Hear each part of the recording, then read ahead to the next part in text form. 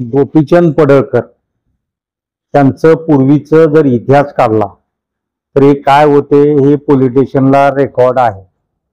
दुसरा मुद्दा, त्यांनी त्यांच्या मतदारसंघामध्ये केव्हीएमच्या जीवावर निवडून आलेले आहे आणि मार्करवाडीमध्ये तेथील जनतेने लोकांनी उठाव केला। उठाव करून त्यांनी सांगितलं की बाबा आम्हाला मार्करवाडीमध्ये आपल्या ह्याच्यावर बॉयलेट पेपरवर मतदान घ्यायचं आहे।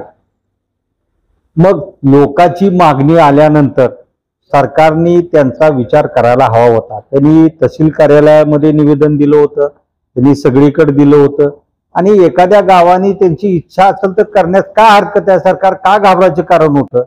परंतु तसं न करता त्यांनी त्या मार्करवाडी गावाला पोलीस छावणीचं स्वरूप आणलं आणि लोकांवर दबाव टाकून गुन्हे दाखल करण्याची धमकी दिली। ही डॉक्टर बाबासाहेब आंबेडकर, महात्मा गांधी ज्या लोकांनी स्वतंत्र देश केला त्यांनाही जर असं काही दिसत असेल लोकशाही आणून हुकुमशाहीच्या पद्धतीने हे जर चाललेलं राजकारण आहे हे चुकीचं आहे। एखाद्या गावाने मागणी केलेली होती ते करू देणं गरजेचं होतं, का सरकार भेटत। गोपीचंद पडळकर त्यांनी एकेरी भाषेमध्ये आदरणीय शरदचंद्रजी पवार साहेबांवर टीका केली। ते त्यांच्या वडिलाच्या वयाच्या महाराष्ट्राची संस्कृती आहे की आतापर्यंत एक प्रत्येकाला आपुलकीनं बोललेला आहे, आपुल मान सन्मान दिलेला आहे।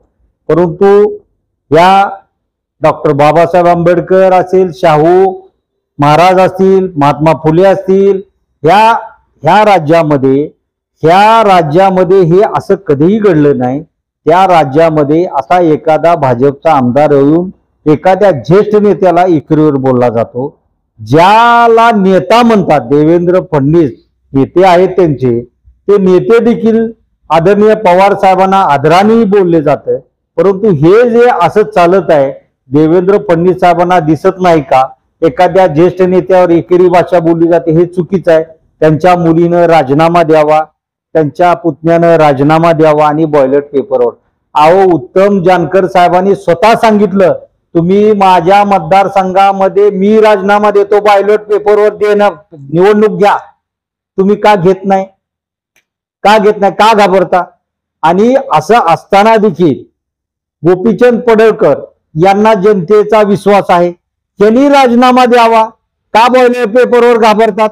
तुम्हाला लोकांनी निवडून दिलंय ना, तर मग तुम्ही राजीनामा द्यावा आणि स्वतः राजीनामा देऊन बॉयलेट पेपरवर यावं। लोकशाहीमध्ये तुम्ही आला म्हणू। लोकसभेमध्ये ज्या मशीन इथं आल्या, राज्यामध्ये जे झालं त्याच्यावर कुणीही भाष्य केलेलं नाही। परंतु ज्यामध्ये विधानसभा महाराष्ट्र राज्याच्या झाल्या त्यामध्ये संशयास्पद मताची मोजणी झाली, मताचे जे मतदान झालं आणि मोजणीमध्ये जे आकडे वेगवेगळे आले ह्याच्यामध्ये संशय आला। ज्या गावामध्ये ज्या घरामध्ये लोकांनी मतदान टाकलं, जिथं 15-15, 20-20 त्यांनी स्वतःहून मतदान टाकलं, तिथं एक प्रत्येक मशीनवर काउंटिंगला आलेला आहे। त्यामुळे या मशीनवर संशय आलेला आहे। सरकार घाबरत आहे का, मला हेच कळत नाही।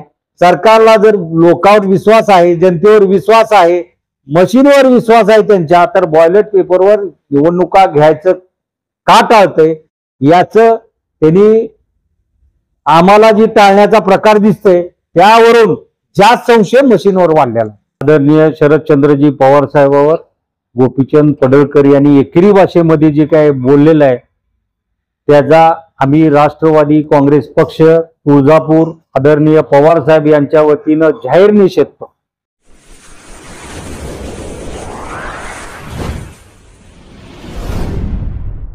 वीर महाराष्ट्र न्यूज चॅनलला लाईक आणि सबस्क्राईब करा।